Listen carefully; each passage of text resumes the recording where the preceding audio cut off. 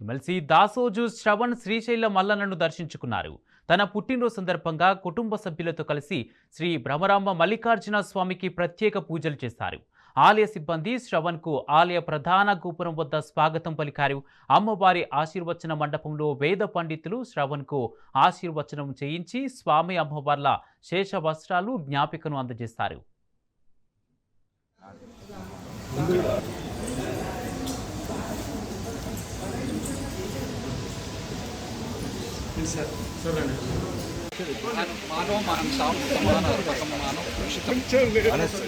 वर्धनं गुरुवारुगमिवर्धनां मृत्योर्मृक्षेयमामृतात्